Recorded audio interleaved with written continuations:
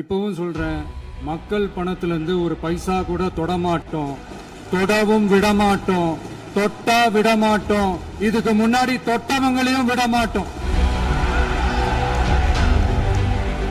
உங்க அப்பா இங்கதான் இருப்பாருன்னு சொன்னாங்க, அதான் தேடிக்கிட்டு இருக்கேன். எங்க உங்க அப்பாவையே காணோம்?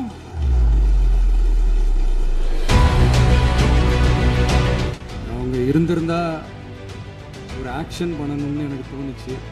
எல்லாரும் போயிட்டாங்க. பர்மிஷன் பண்ணலாமா? இப்பவும் பண்ணலாம், ஒன்றும் தப்பு இல்லை.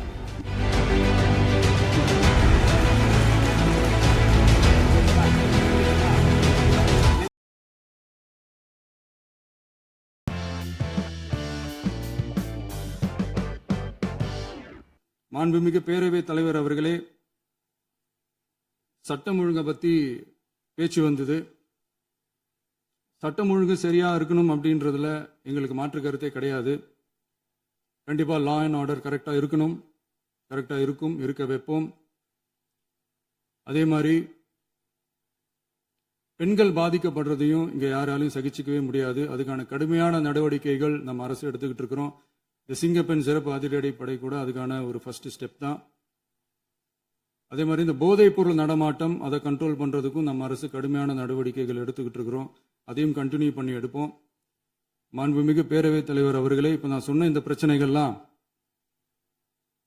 2026 போன மாசம் மே மாசம் 10ஆம் தேதி புதுசா வந்துடல. இதெல்லாம் பல வருஷமா இருக்கிற பிரச்சனைகள் தான், பல வருஷமா கண்டுக்காம விட்ட பிரச்சனைகள் தான். இன்னைக்கு எதிர்கட்சிக்காரங்க அதை பத்தி கேட்கும் போது எனக்கு அது அக்கறையா தெரியல, அவதூறு அரசியலா தான் தெரியுது, பழி போடுற அரசியலா தான் தெரியுது. இப்படி அவதூறு பழி போடுறவங்களை பார்த்து ஒன்னே ஒன்று தான் கேட்கணும்னு தோணுது. கடந்த 9-10 மாசமா நம்ம ஸ்டேட்ல சட்டம் ஒழுங்கு டிஜிபியே இல்லை. சட்டம் ஒழுங்கு டிஜிபியை போடுங்கன்னு சொல்லி எல்லாம் ஓஞ்சி போயிட்டோம். போன ஆட்சியில் நடந்ததுக்கெல்லாம் இப்பதான் விடையே கண்டுபிடிக்கிறோம் நம்ம ஆட்சியில்.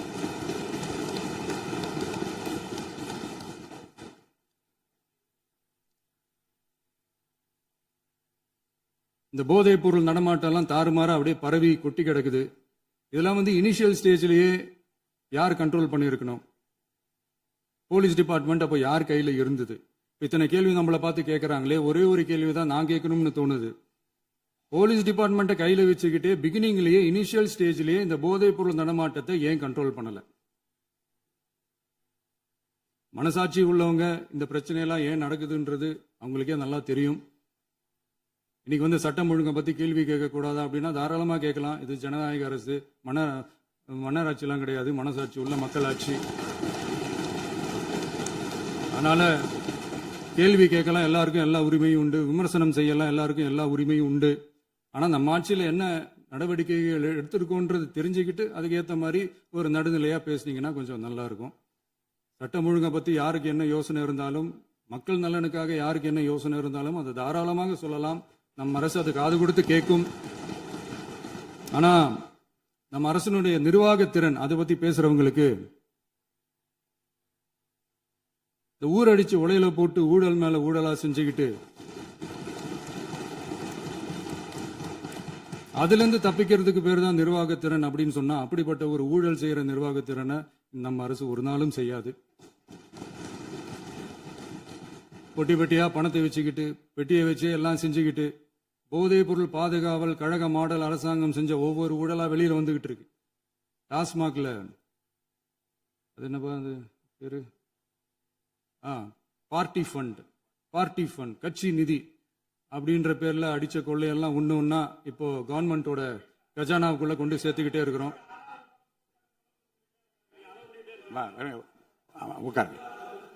மாண்புமிகு முதல்வர்கள் பதில் உரைக்கு பிறகு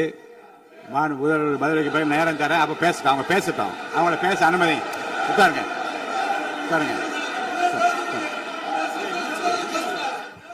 இப்போது மாண்புமிகு முதல்வர் அவர்கள் பேசி முடிக்கட்டும். நீங்கள் கூறிய கருத்துப்படி அதில் ஆதாரங்கள் இல்லாத குறிப்பாக இருந்தால் அதை நீக்குவதற்குரிய உரிமை எனக்கு இருக்கிறது. ஆய்வு செய்து நான் நடவடிக்கை எடுப்பேன். இப்போது மாண்புமிகு முதலமைச்சர் அவர்கள் பேசலாம். இந்த டாஸ்மாக் மாதிரியே பல டிபார்ட்மெண்ட்லயும், மறுபடியும் சொல்றேன், கட்சி நிதின்ற பேர்ல அடிச்ச கொள்ளைய ஒண்ணா கவர்மெண்டோட கஜானாக்குள்ளேயே கொண்டு சேர்த்துக்கிட்டே இருக்கிறாங்க. இப்பவும் சொல்றேன், மக்கள் பணத்துல இருந்து ஒரு பைசா கூட தொடமாட்டோம், தொடவும் விடமாட்டோம், தொட்டா விடமாட்டோம், இதுக்கு முன்னாடி தொட்டவங்களையும் விடமாட்டோம்.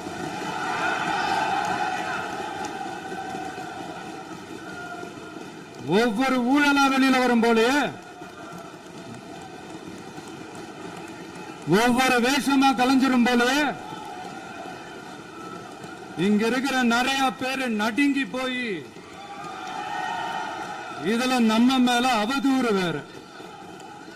இப்ப புதுசா ஒரு வெப்பன் ஒண்ணு கொண்டு வந்திருக்காங்க. அது என்ன தெரியுமா?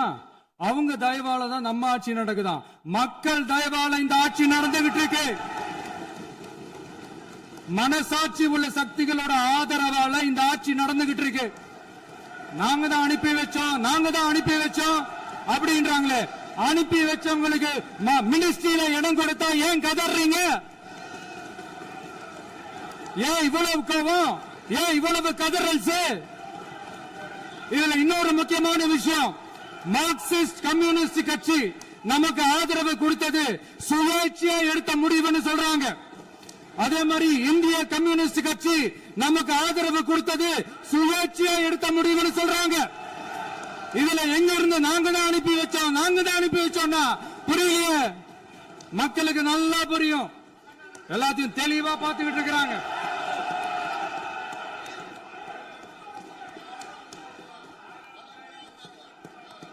முதலமைச்சர் கண்டினியூ பண்ணலாம். மாண்பு முதலமைச்சர்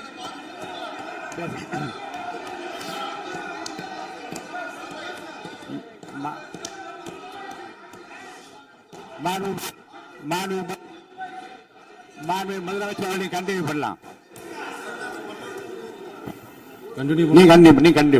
நீ கண்டினியூ பண்ணலாம்.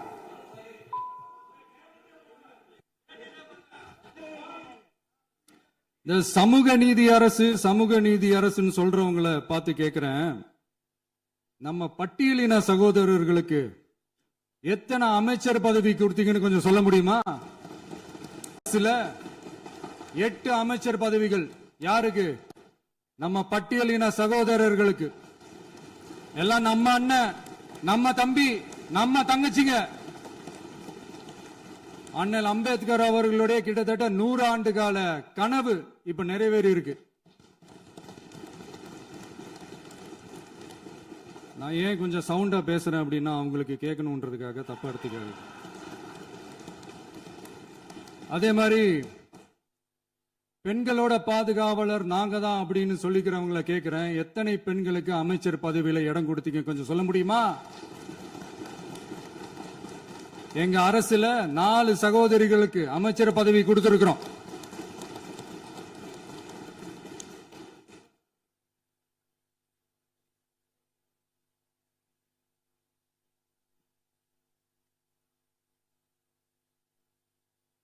அதனால மக்களால் நிராகரிக்கப்பட்டு மக்களால் அகற்றப்பட்டவங்களுக்கு ஒண்ணு சொல்லிக்கிறோம், தப்பே செய்ய மாட்டோம், ஊழலே செய்ய மாட்டோம், நேர்மையா தான் இருப்போம், நியாயமா தான் இருப்போம் அப்படின்னு சொல்றவங்களால மட்டும்தான் கூட்டணி ஆட்சி அமைக்க முன்வரும். ஆட்சியிலையும் பங்கு, அதிகாரத்திலையும் பங்கு கொடுக்க முன்வரும். ஊழல்லையே ஊறி போனவங்களால இந்த கூட்டணி ஆட்சியோ, ஆட்சியிலையும் பங்கு, அதிகாரத்திலையும் பங்கு கொடுக்க முன்வராது. மெஜாரிட்டி இருந்தாலும் தரமாட்டாங்க, மெஜாரிட்டி இல்லைனாலும் தரமாட்டாங்க. கேட்டா ரெடிமேடா ஒரு பதில் ஒண்ணு வச்சிருப்பாங்க, கூட்டணி ஆட்சியை மக்கள் விரும்ப மாட்டாங்கன்னு. அதே மக்கள் தான் இப்ப அவங்கள பார்த்து சிரிக்கிறாங்க. நான் பதவி ஏத்த அன்னைக்கு கொஞ்சம் டைம் அவகாசம் கேட்டேன். எதுக்கு கேட்டேன்? நிதி நிலைமைலாம் கொஞ்சம் மோசமா இருக்குது, அதெல்லாம் கொஞ்சம் சரி செஞ்சுக்கிட்டே படிப்படியா கொஞ்சம் கொஞ்சமா நான் கொடுத்த வாக்குறுதிகள்லாம் செயல்படுத்துவேன், அதுக்காக கொஞ்சம் டைம் அவகாசம் கேட்டேன். நான் ஏதோ வேற எதுக்காகவோ வேற யாருக்காகவோ ஏதோ அவகாசம் கேட்ட மாதிரி. அடுத்து இங்க சபையில இல்லாதவங்களை பத்தி பேச வேண்டாம்னு நினைக்கிறேன்.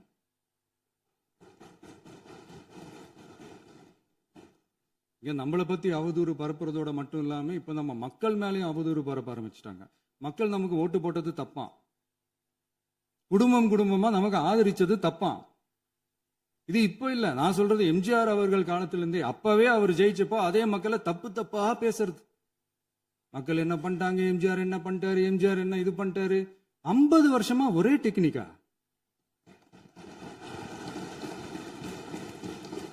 டெக்னாலஜி எல்லாம் மாறி வேற எங்கேயோ போயிட்டு இருக்கு பஸ். இதுல கொஞ்சம் டெக்னிக்காச்சும் கொஞ்சம் மாத்தினா கொஞ்சம் நல்லா இருக்கும். அதனால மக்களுக்கு யூஸ்ஃபுல்லா இருக்கிற மாதிரி இந்த ஆக்கப்பூர்வமான கருத்துக்களோ ஆக்கப்பூர்வமான யோசனைகளோ இருந்தா சொல்லுங்க.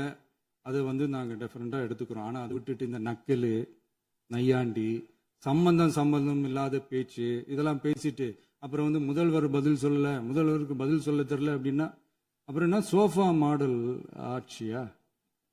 அது என்னன்னு புரியறதுக்கு எனக்கு ரொம்ப நாள் ஆச்சு. இந்த sofa set, table chair, teapoy, furniture பிசினஸ்லாம் வேற எங்க வெளியில போய் பண்ண சொல்லுங்க. அப்படி அந்த பிசினஸ் தான் பண்ணணும்னா நிறைய பிசினஸ் பண்ற மாதிரி வெளியில போய் பண்ண சொல்லுங்க, இங்க சட்டசபைக்குள்ள வேணாம். அதனால ஆக்கப்பூர்வமான கருத்துக்கள் இருந்தா சொல்லுங்க. டெஃபினட்டா அது சரியா இருந்தா நாங்க ஏத்துக்கிறோம். எனக்கு ஒரு குட்டி கதை ஒண்ணு ஞாபகம் வருது, சொல்லாமா? ஒரு ஊர்ல ஒரு பெரியவர் வெயில் ரொம்ப ஜாஸ்தியா இருக்குன்னு சொல்லிட்டு கண்ணுக்கு மேல கை வச்சுக்கிட்டு இப்படி சுத்தி முத்தி தேடிக்கிட்டு இருந்தாராம். அப்ப கூட இருந்த ஒரு சின்ன பையன் என்ன தேடுறீங்க அப்படின்னு கேட்டானா. அதுக்கு அந்த பெரியவர் சொன்னாரா, அது ஒண்ணு இல்ல தம்பி, உங்க அப்பா இங்கதான் இருப்பாருன்னு சொன்னாங்க, அதான் தேடிக்கிட்டு இருக்கேன். எங்க உங்க அப்பாவையா காணோம்?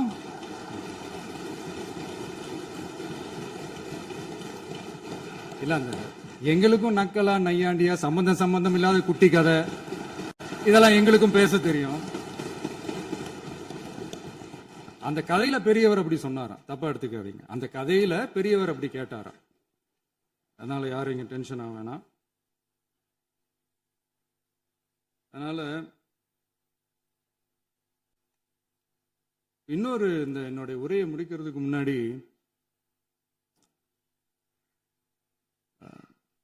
போயிட்டாங்க, பேசலாமா? நிறைய உங்க கருத்துக்களை நீங்க முழுமையாக மன நிறைவோடு பேசலாம். டிவியில பார்ப்போம். அப்புறம் என்ன பண்றது? கடைசியா நான் இந்த உரையை முடிக்கிறதுக்கு முன்னாடி ஒரு முக்கியமான ஒரு விஷயம் பத்தி சொல்லணும். ஆளுநர் உரை அன்னைக்கு இந்த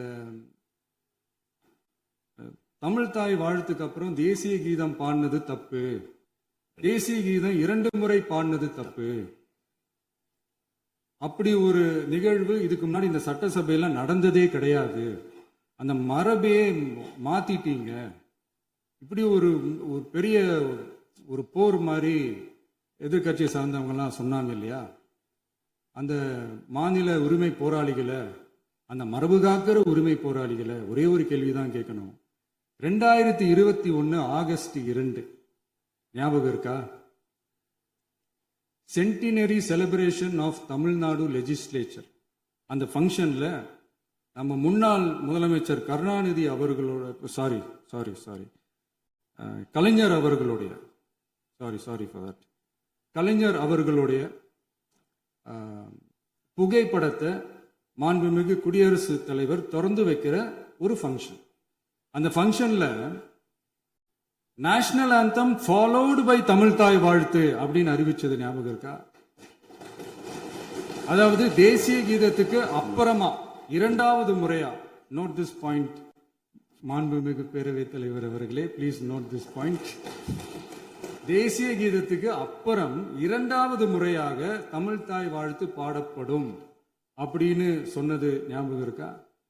அதுவும் முத்தமிழ் அறிஞர் அப்படின்னு சொல்ற நம்ம கலைஞர் அவர்களுடைய அந்த புகைப்படம் வெளியிட்டு விழாவில் அவர் இருந்த இதே சபையில தமிழை 2வது இடத்துக்கு தள்ளினது யாருன்னு ஞாபகம் இருக்கா? அது மட்டும் இல்ல, அந்த தேசிய கீதத்தை நாட்டுப்பண் நேஷனல் ஆந்தம்னு சொல்லி அதே ஃபங்க்ஷன்ல கடைசியா ஃபங்க்ஷன் முடியும் போது செகண்ட் டைம் தேசிய கீதம் பாடினதும் ஞாபகம் இருக்கா? இதே அவையில் தான், அது அவை குறிப்பிலும் இருக்கிறது, இதே அவையில் தான் நடைபெற்றது. இந்த தக்க நேரத்தில் இந்த ஆதாரங்களை அளித்த மாண்பு முதல் அவர்களுக்கு நன்றியை தெரிவித்துக் கொள்கிறேன். டவுட் இருந்தா இந்த புக்கை பார்த்து தெரிஞ்சுக்கலாம். அதனால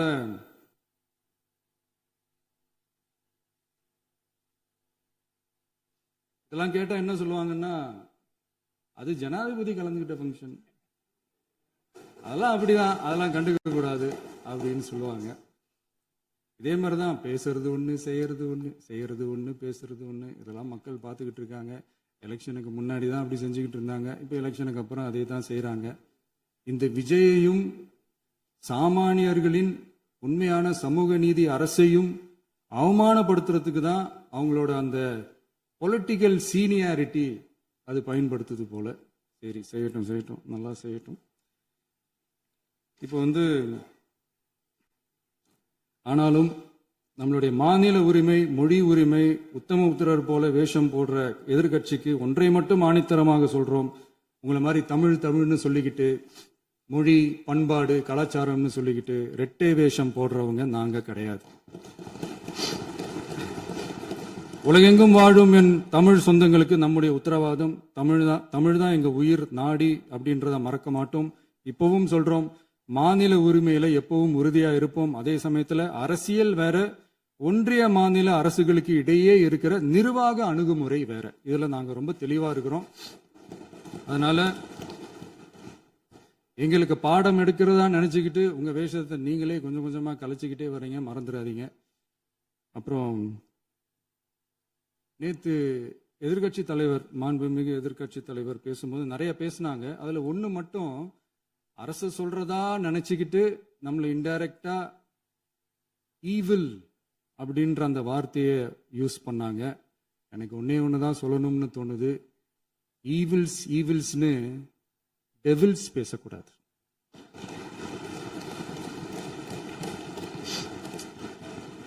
அவங்க இருந்திருந்தா ஒரு ஆக்ஷன் பண்ணணும்னு எனக்கு தோணுச்சு.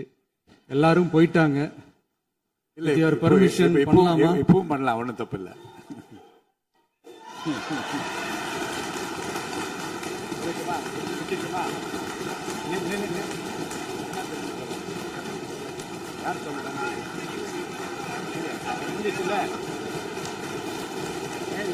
உட்காந்து சொல்லட்டுமா?